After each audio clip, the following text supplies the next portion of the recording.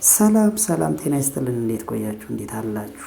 ዛሬ ደግሞ ከዚህም ያገኘኋቸውን ኦርቶዶክሳዊ ትምህርቶች በተለይ በእመቤታችን ዙሪያ የተሰጡ ትምህርቶችን አሰባስቤ ቀርብ ያለሁኝ እና በማዕከሉ ደግሞ በተለይ በእመቤታችን ላይ አፉን የሚከፍተው ትውልድ በዝቷልና በማዕከል እነሱ የሚሉትንና ትምህርቱን አንድ ላይ ጠቅለል አድርጌ ለማቅረብ ሞክሬያለሁ። እስቲ ተከታተሉት። ለእኛ በጎ ነገርን ያደረገ ይቅር ባይ እግዚአብሔርን እናመሰግነዋለን። ይቅር ባይ የጌታችን የአምላካችን የመድኃኒታችን የኢየሱስ ክርስቶስ አባት ሰውሮናልና ረድቶናልና ጠብቆ አቅርቦናልና ወደ እርሱም ተቀብሎናልና አጽንቶ ጠብቆናልና እስከዚህ ሰዓት አድርሶናልና አሁንም ክብርት በምትሆን በዚህ ዕለት በሕይወታችን ዘመን ሁሉ በፍጹም ሰላም ሁሉን የሚይዝ ወበኩሎ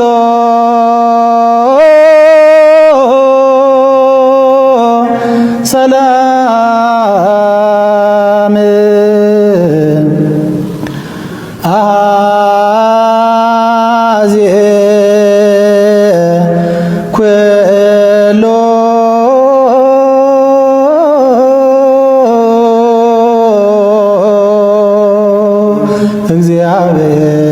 እግዚአብሔር አምላክ ማርያም ደካማ ናት።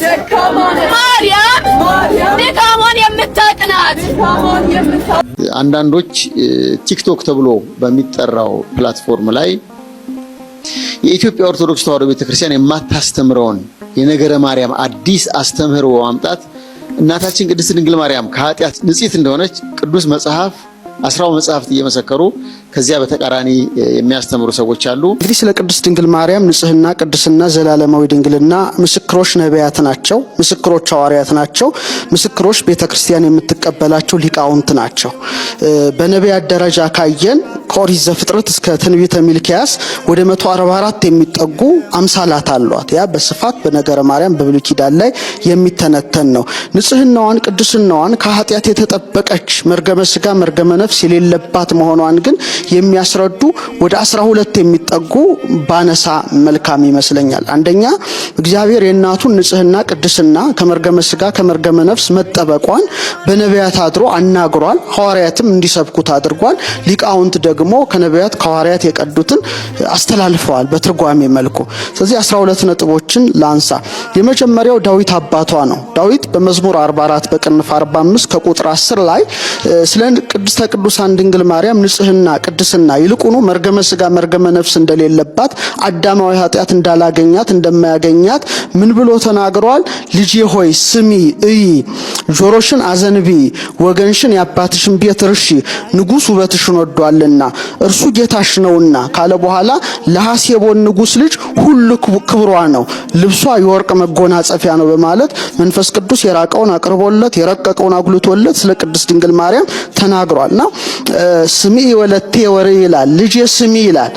መቼም ልጇ ወልደ እግዚአብሔር ኢየሱስ ክርስቶስ ወልደ ዳዊት እንደተባለ እሷም ወለተ ዳዊት ናት።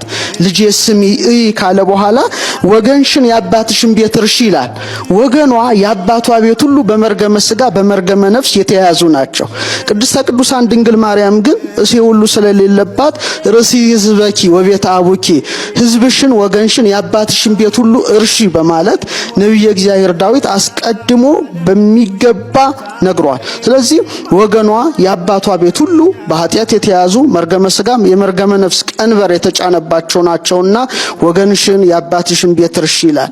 ለዚህ ነው ታላቁ ሊቅ አባ ሕርያቆስ ይህን ይዞ ኦ ድንግል አኮ ዘተአምሪ ርስሐተ ከመ አንስት እለም ቅድሜኪ ወለም ድኅሬኪ አላ በቅድስና ወበንጽ ስርጉታንቲ፣ ድንግል ሆይ ካንቺ አስቀድሞ ካንቺም በኋላ እንዳሉ ሴቶች እድፍን የምታውቂ አይደለሽም፣ በንጽህና በቅድስና ያጌጥሽ ነሽ እንጂ በማለት ጠቅሷል። እለም ቅድሜኪ የሚላቸው ከሔዋን ጀምሮ እስከ ሐና ያሉትን፣ ወለም ድኅሬኪ ካንቺ በኋላ የሚሉትን ከሐና ጀምሮ እስከ እሷ ያሉትን በሙሉ ሴቶች ጠቅልሎ እነዚህ ሁሉ በመርገመ ሥጋና በመርገመ ነፍስ ቀንበር የተያዙ ሲሆኑ ቅድስት ድንግል ማርያም ግን ንጽህናን ቅድስናን አጊጣ እንደተገኘች ከዳዊት ቃል ጠቅሶ አስተምሯል ማለት ይቻላል። ይህ እንግዲህ የአባ ሕርያቆስ ምስክርነት ኦርቶዶክሳዊት ተዋሕዶ ቤተክርስቲያናችን ህብስቱን ለውጣ ስጋ መለኮት፣ ወይኑን ለውጣ ደመ መለኮት የምታደርግበት አንዱ ፍሬ ቅዳሴዋ ነው። ስለዚህ መመስከር ያስፈልጋል እና ንጉሥ ውበትሽን ወዷልና ይላል። ምንድነው ውበቷ? እስመ ፈትወ ንጉሥ ስነኪ፣ ሊቃውንት ሲተረጉሙት ውበት ያሉትን ስነ ስጋሽን ለተዋሕዶ መርጧልና ነው ያሉት። ይህ ስነ ስጋ ምንድነው?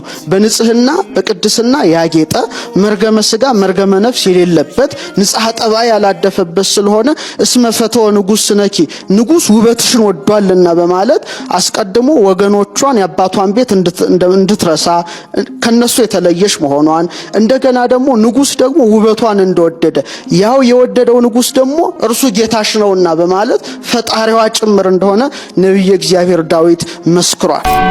ማርያምን መርሳት ሥላሴን መርሳት ነው። ማርያምን ማሰብ ከሷ የተወለደውን ማሰብ ነው። ከሷ የተወለደው ማሰብ የላከው አባቱን ማሰብ ነው። አባቱን ማሰብ ሕይወቱ መንፈስ ቅዱስን ማሰብ ነው ይልና እንግዲያውማ ማርያምን ማሰብ ሥላሴን ማሰብ ነው ይላል።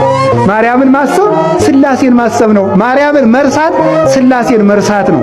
ባለጸጋ መቤት ባለጸጋ ናት አፍሰናል ከደጅሽ ብዙ በረከት ወጀቡን ቀስፈናል ብለን ማርያም እንዘምራለን እስከ ዘላለም።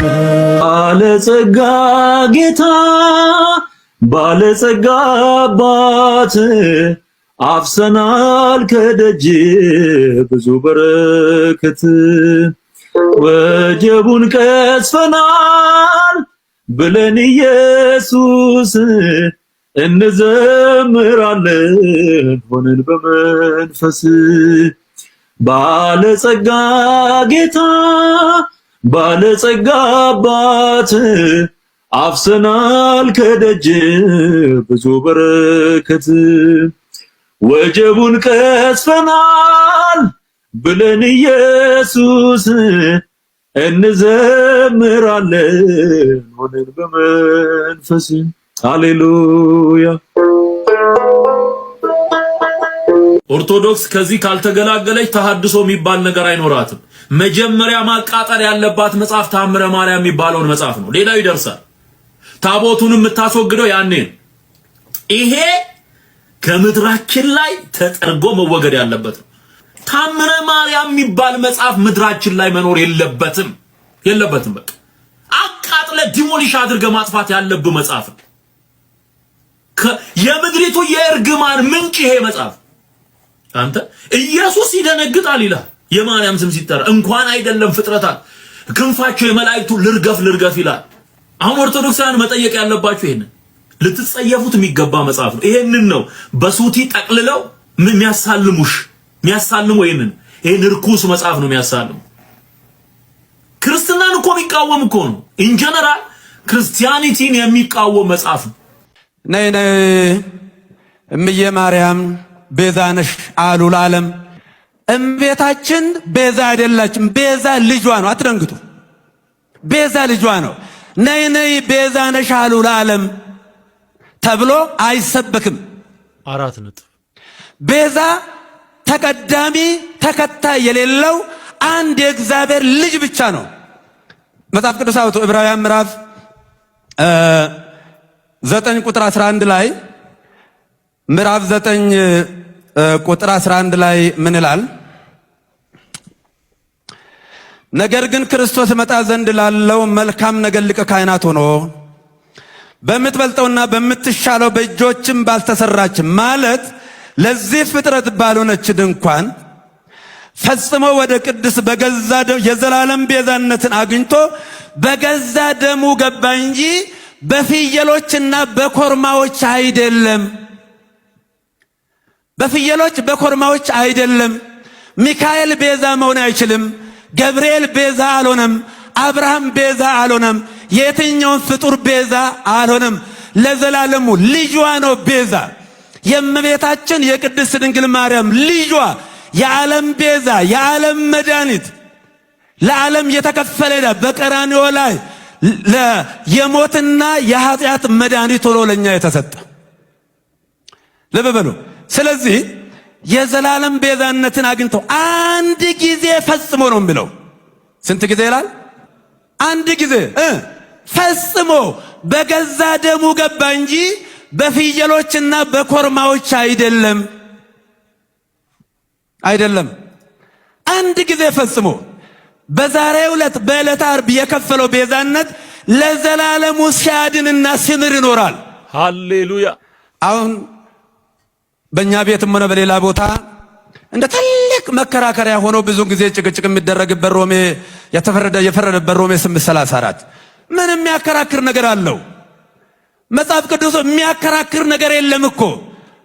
አባ እስራኤሎም ውስጥ መበዘያምሩ ይገብሩ አባቶይ የሚያደርጉትን አያውቁምና ይቅር በላቸው። በሉቃስ 23:34 ላይ ይሄ የተናገረው ይቅርታና የምልጃ ቃል ለዘላለሙ ሲያድን ይኖራል። እግዚአብሔር አንድ ጊዜ ይናገራል፣ የተናገረው ቃል ለዘላለሙ ይሰራል።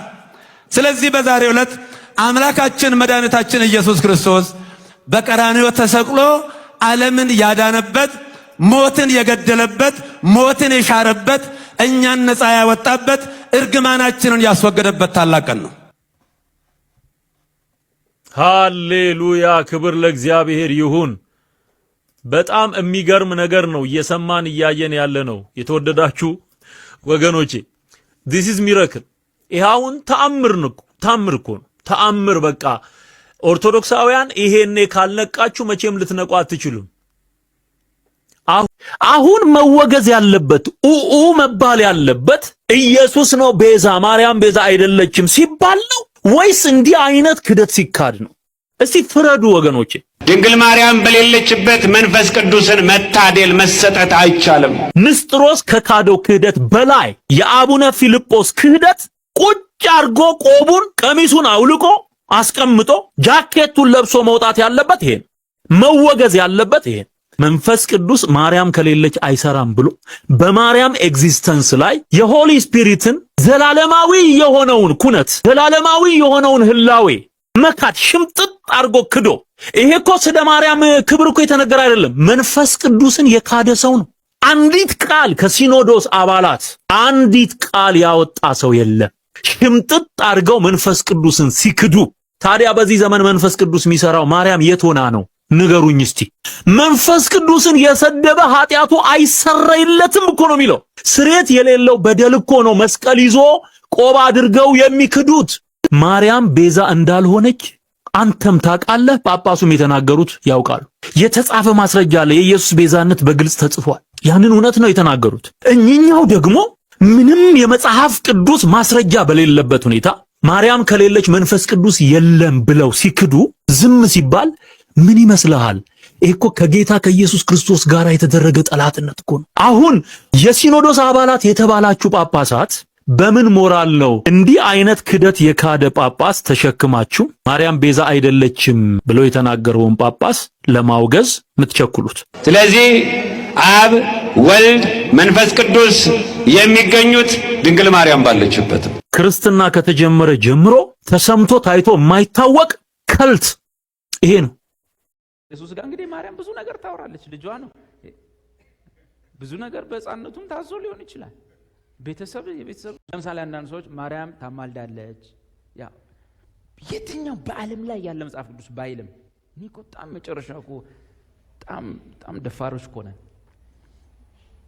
ሊቀ ካህናት ሁሉ ስለ ኃጢአት የምትለዋን ስለፈለኳት ማርያም ታማልዳለች ይሏል። አንተ ጥቅስ ስትል ወይን ጠጅ አልቆባቸው ሉክ ወይን ጠጅ አልቆባቸው ድሮ ኢየሱስ ጋር እንግዲህ ማርያም ብዙ ነገር ታወራለች። ልጇ ነው።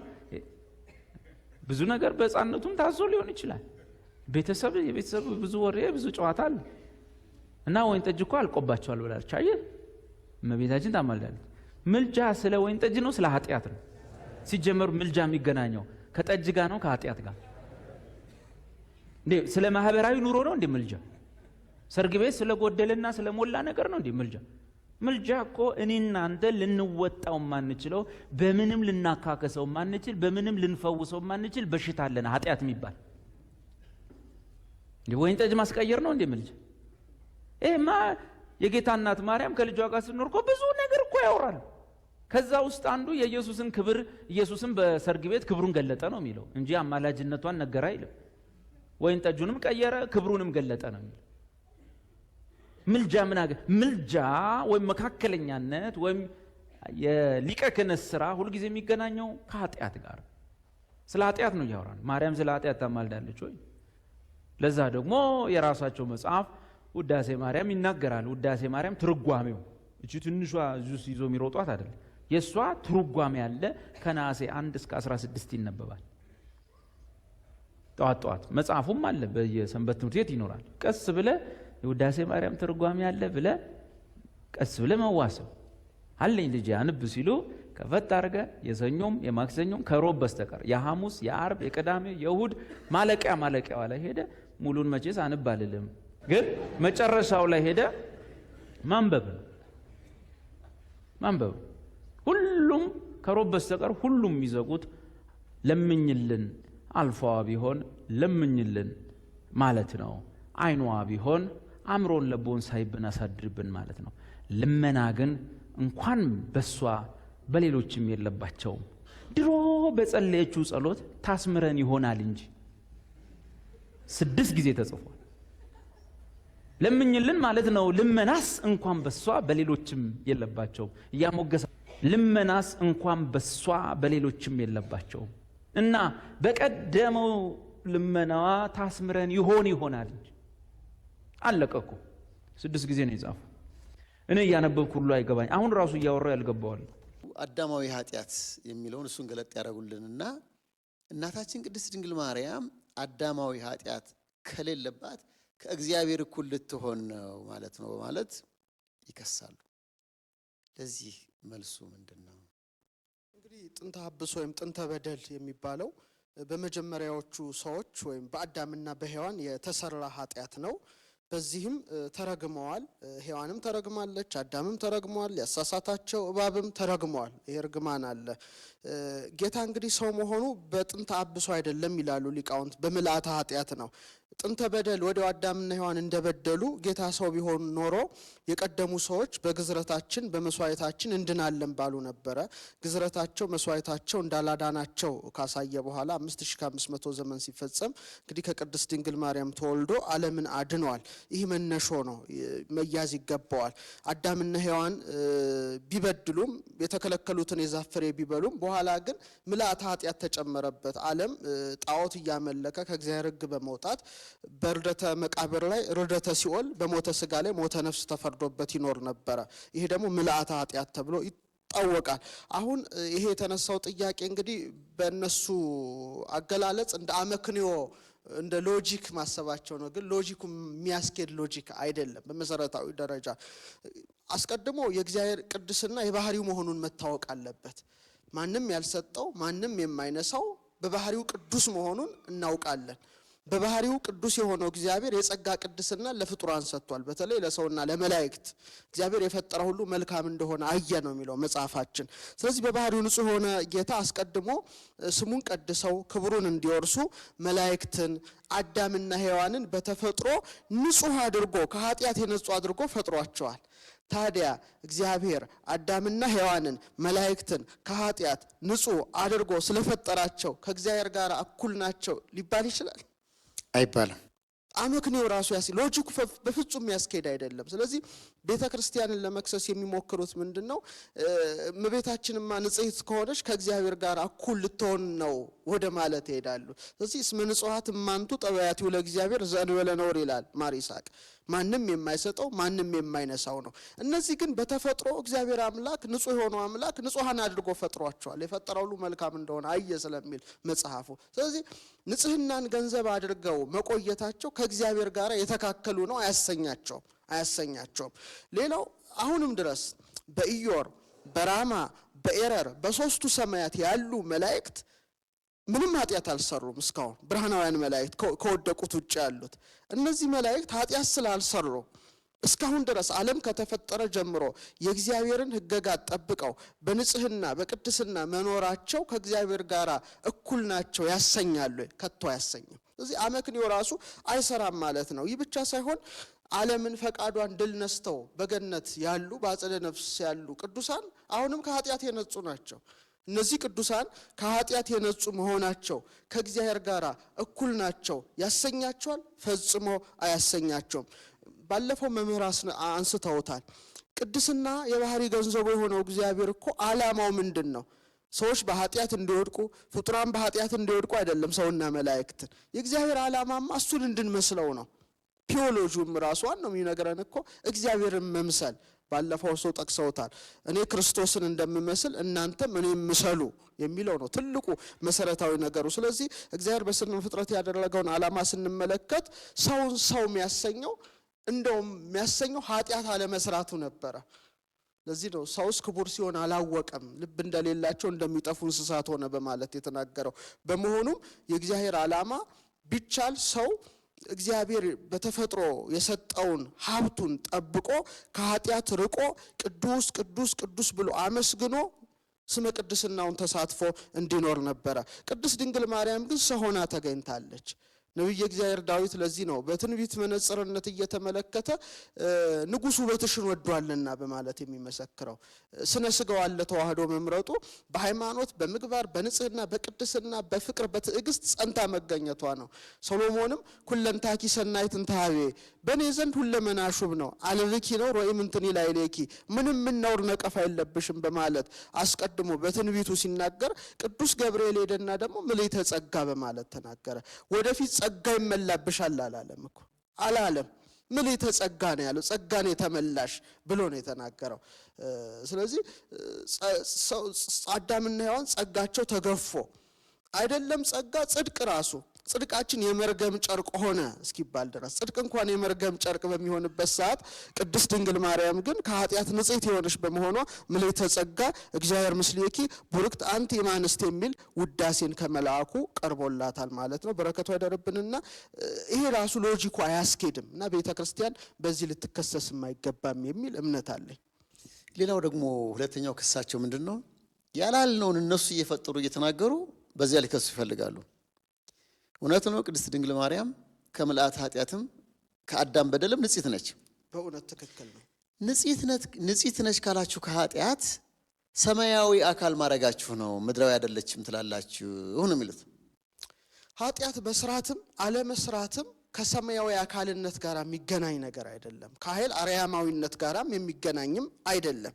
ለምሳሌ የሰው ልጆች መገኛ የነበሩት አባታችን አዳምና እናታችን ሔዋን ንጽሐ ጠባይ ሳያድፍባቸው ምንም መርገም ሳይደርስባቸው የእግዚአብሔርን ሕግ የእግዚአብሔርን ትእዛዝ ጠብቀው በገነት 7 ዓመት ኖረዋል።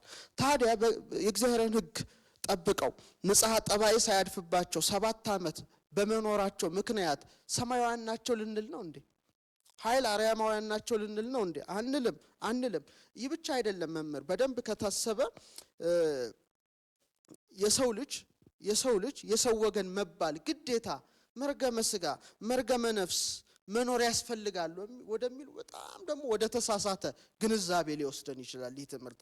ለምሳሌ ቀዳማዊው አዳም ቅድምም ጠቅሼዋለሁ ከመበደሉ በፊት እኮ ሰው ነው የተባለው። ንጽሐ ጠባይ ሳያድፍበት ሰው ነው የተባለው። ከመበደሉስ በፊት ምን መርገመ ስጋ መርገመ ነፍስ ነበረበት አዳም? ከቶ የለውም። ሌላው የክብር ባለቤት ጌታችን መድኃኒታችን ኢየሱስ ክርስቶስ በቅዱስ ወንጌል ላይ ሎቱ ስብሐት የሰው ልጅ ተብሏል። የሰው ልጅ ስለተባለ ታዲያ ጌታን በደለን ልለው ነው እንዴ? ሌላው ኃይል አርያማዊነትን መላበስ ራሱ ከኃጢአት ያድናል ወይ? ይሄ ራሱ ሁለተኛው ጥያቄ ነው። ምክንያቱም ሳጥናኤልን እንመልከተው። ተፈጥሮ ምድራዊ አይደለም፣ ሰማያዊ ነው። ሰማያዊ ሆኖ ሳለ በሐሌውም በነቢብም በገቢርም በድሏል። መላእክት ፈጣሪያቸውን በሚመራመሩበት ጊዜ ፈጠርኋችሁ ልበል ብሎ በሐሰት አሰበ። የሐሌው ኃጢአት ነው። እንደገና ደግሞ አነ ፈጠርኩክሙ እኔ ፈጠርኳችሁ አለ። የነቢብ ኃጢአት ነው። ፈጥረህ አሳየን ሲሉት ሊፈጥር ሙከራ አደረገ። የገቢር ኃጢአት ነው። ስለዚህ የኃጢአት ኮሽታ በሌለበት በንጹህ ዓለም እያለ ወአቡሃ ለሐሰት የሐሰት አባቷ ብሎ ጌታ እንደተናገረ ሐሰትን አንቅቶ አመንጭቶ በድሎ ወርዷል። በጣም የሚገርመው ግን ይህ አርያማዊ ኃይል ያለው ፍጡር ሲወድቅ በንጹህ ከተማ እያለ በድሎ ሲወድቅ የቅድስት ድንግል ማርያም ግን የሚደንቀው ኃጢአት እንደ ጉም እንደ ደመና በሸፈነው በዚህ ዓለም እያለች ንጽህናን ቅድስናን ገንዘብ ማድረጓ ነው በእጅጉ የሚገርመው።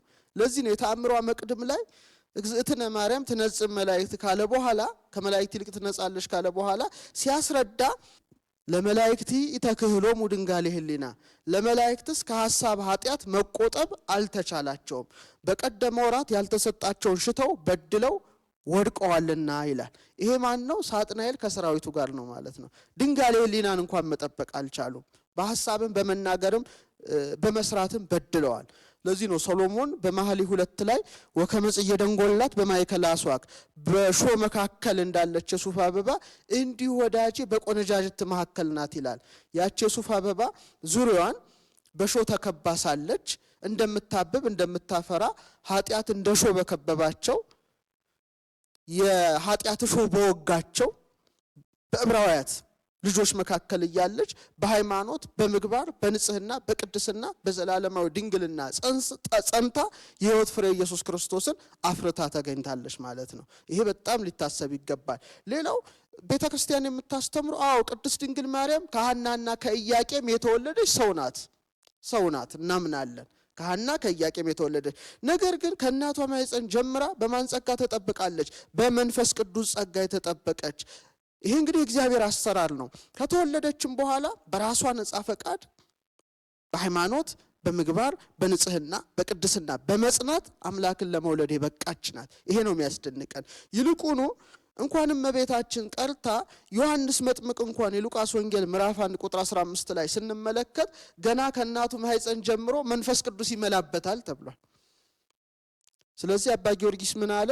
ውእቱኬ ጰራቅሊጦስ ዘአቀባ ለድንግል እምከርሰ እማ ከመ ይትጌጊ ለዓለም ለዘላለም እንዳትበድል እግዚአብሔር መንፈስ ቅዱስ ስለጠበቃት ጌታን ገና ከመጽነሷ በፊት መልአኩ ቅዱስ ገብርኤል ሄዶ ምልዕተ ጸጋ በማለት ክብሯን መስክሮላታል። ስለዚህ ኃጢአት መስራትም አለመስራትም ከኃይል አርያማዊነት ጋር ምንም የሚገናኘው እንደሌለ ይሄ ራሱ በደንብ ያስረዳል ብዬ አስባለሁ።